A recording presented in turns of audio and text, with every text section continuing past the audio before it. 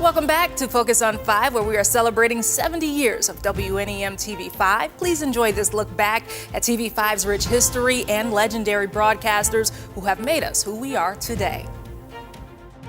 And of course, Rod, the weather will play a very serious role in how the fire will impact Bay City residents. And Jim Payton is standing by in the Weather Center with first weather to tell us if we can hope that these stiff winds out there keep coming up. Jim?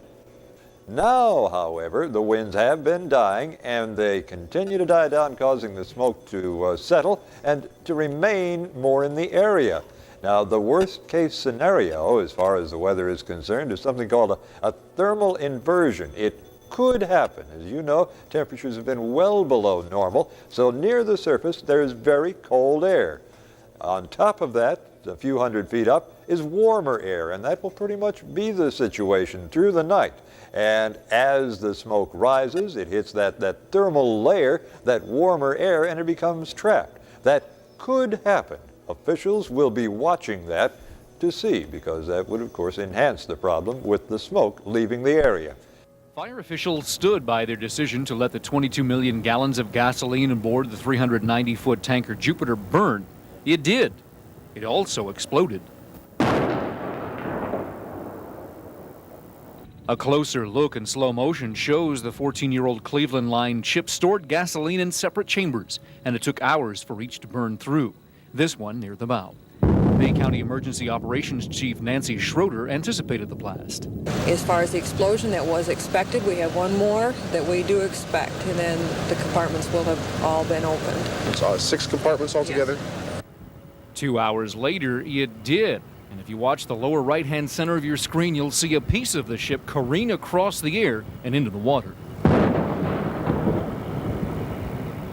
They will be dropping foam from the air, firing it from the boats, and they will try to put this inferno out. All 6 explosions now, or the 6 containments, I should say, have all now opened and ruptured. We've also been told that now the victim yesterday, the man that was last seen swimming to shore, has been identified as Tom Sexton. That at a news conference just moments ago. Mike Avery has been there. He will be bringing us an update as we go through the morning.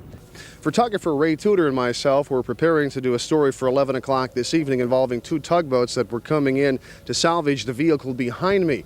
When we had learned that the 2 tugboats had been recalled, the Coast Guard gave us that information.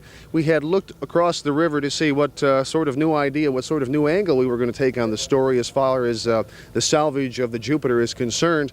At that point, looking off into the darkness of the Saginaw River, as if, like magic, poof, and flames once again roaring towards the sky. And that is, as you can see, we just had a reflame, and as you can see right there, it would appear that there is gasoline in the water because off to the right-hand side of the ship, there appears to be water burning. That is the second explosion on the Jupiter right now. We heard the original reignition, and there was another blast 5 minutes after reignition. And just as you were speaking and as you saw live here on TV5, another explosion aboard the Jupiter. You are watching live pictures on the Saginaw River of the 390-foot tanker, the Jupiter, with still 1 million gallons of gasoline on board, and we have reports of gasoline on fire in the river. Well, Lauren, about 9:12 this evening, the Jupiter rekindled itself, caught fire. So far, 9 explosions on the Jupiter.